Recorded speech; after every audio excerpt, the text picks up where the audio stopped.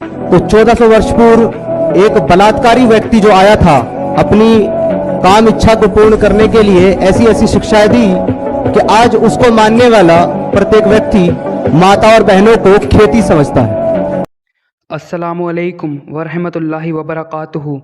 भाइयों और बहनों, आज हम एक ऐसे एतराज़ का जवाब देने जा रहे हैं जो अक्सर गैर मुस्लिम या इस्लाम दुश्मन लोग उठाते हैं। वो कहते हैं कि कुरान औरतों को खेती कहता है, यानी औरत को सिर्फ़ औलाद पैदा करने की मशीन समझा गया है। तो आइए हम इसको कुरान, हदीस और तफसीर की रोशनी में गहराई से समझते हैं। कुरान की जो आयत वो पेश करते हैं वो है सूरह बकरा, सूरह नंबर 2, आयत नंबर 223 कि तुम्हारी औरतें तुम्हारी खेती हैं, तो अपनी खेती में जिस तरह जाओ और अपने लिए आखिरत के लिए कुछ आगे भेजो और अल्लाह से डरते रहो और जान लो कि तुम उससे मिलने वाले हो और ईमान वालों को खुशखबरी सुना दो। असल मतलब क्या है, अब ध्यान दीजिए। यहाँ खेती हरत का इस्तेमाल उपमा, मेटाफोर के तौर पर हुआ है, न कि तौहीन के लिए। खेती वह जगह है जहाँ इंसान बीज बोता है और नई ज़िंदगी उगती है। उसी तरह औरत की रहम गर्भाशय वह जगह है जहाँ से इंसानियत आगे बढ़ती है। यानी खेती कहने का मतलब औलाद और नस्ल को समझाना है, न कि औरत की तौहीन करना। आइए तफसीर का हवाला देखते हैं। तफसीर का हवाला है तफसीर इब्न कसीर। यहाँ हरत से औरतों की रहम गर्भाशय मुराद है, यानी औलाद पैदा करना। तफसीर अल कुर्तबी, खेती का मतलब यह नहीं है कि आदमी अपनी बीवी के साथ जैसा चाहे वैसा करे, बल्कि यह बताना है कि बीवी के पास सिर्फ हलाल तरीके से जाओ और औलाद हासिल करो। अब आइए कि हदीसों में औरत का क्या मकाम है ये भी देखते हैं। रसूलुल्लाह ने औरत की इज़्ज़त को बहुत ऊंचा किया।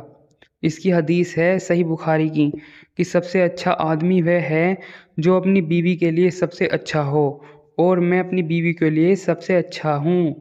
रसूलुल्लाह सल्लल्लाहु अलैहि वसल्लम खुद कह रहे हैं इस बात को। अब देखते हैं दूसरी हदीस है सुन्नन इब्न माजा की कि औरतों के बारे में अल्लाह से डरो क्योंकि वे तुम्हारे पास अमानत हैं। तीसरी हदीस है सही मुस्लिम की कि रसूलुल्लाह सल्लल्लाहु अलैहि वसल्लम ने फरमाया, औरत को मारो मत, उनको बुरा मत कहो। यानी नबी सल्लल्लाहु अलैहि वसल्लम ने साफ कहा कि औरतें इज़्ज़त और मोहब्बत के लायक हैं, न कि तौहीन के। ठीक है, अब यहाँ तक क्लियर हो गया। अब देखते हैं कि गैर मुस्लिम क्या एतराज़ करते हैं। वे कहते हैं औरत को खेती कहा मतलब औरत इंसान नहीं, सिर्फ औलाद पैदा करने की मशीन है। इसका जवाब है कि खेती इंसान के लिए कितनी अहमियत रखती है। अगर खेती न हो तो इंसान भूखा मर जाए। खेती इज़्ज़त और बरकत का ज़रिया है, उसी तरह औरत ही नस्ल इंसानियत को आगे बढ़ाती है। यह उसकी अहमियत को दिखाने के लिए कहा गया है। दूसरा एतराज़ जो गैर मुस्लिम या इस्लाम के दुश्मन करते हैं वो है कुरान मर्द को खुली छूट देता है कि जैसा चाहे करें, बल्कि ऐसा नहीं है। जवाब इसका ये है कि नहीं, कुरान कहता है जिस तरह शरई तौर पर जायज़ है, न कि गलत तरीके से। उलमा का इत्तेफाक है कि पीछे गुदा से ताल्लुक़ हराम है, यानी एनल सेक्स करना इस्लाम में हराम है। ठीक है। अब तीसरा एतराज़ जो करते हैं गैर मुस्लिम वो है अगर खेती कहा तो औरत की बेइज्जती है। तो इसका जवाब है तो फिर कुरान ने माँ को जन्नत का रास्ता क्यों कहा। हदीस निसाई की है कि जन्नत तुम्हारी माँओं के कदमों तले है। ये इस्लाम में औरत की सबसे बड़ी इज़्ज़त है। इस्लाम में औरत के हक़, विरासत का हिस्सा, सूरह अन-निसा सूरह नंबर 4 आयत नंबर 7 में। महर का हक़, सूरह अन-निसा सूरह नंबर 4 आयत नंबर 4 में। इल्म हासिल करने का हक़, हदीस इल्म हासिल करना हर मुसलमान मर्द और औरत पर फ़र्ज़ है। माँ का दर्जा, हदीस माँ का हक़ सबसे ज़्यादा है।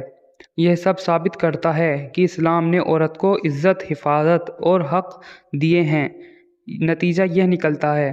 तो भाइयों और बहनों, कुरान में औरत खेती कहने का मतलब तौहीन नहीं, बल्कि औरत और नस्ल इंसानियत की अहमियत बताता है। اسلام عورت کو عزت دیتا ہے، حق دیتا ہے، محبت دیتا ہے۔ رسول اللہ صلی اللہ علیہ وسلم نے آخری وصیت میں بھی کہا، عورتوں کے بارے میں اللہ سے ڈرو۔ امید ہے کہ اب آپ سمجھ گئے ہوں گے کہ قرآن کی یہ آیت عورت کی بے عزتی نہیں بلکہ اس کی اہمیت اور عزت بیان کرتی ہے۔ اگر آپ کو یہ جواب اچھا لگا ہو تو اسے شیئر کریں تاکہ لوگ اسلام کے اصلی پیغام کو سمجھ سکیں۔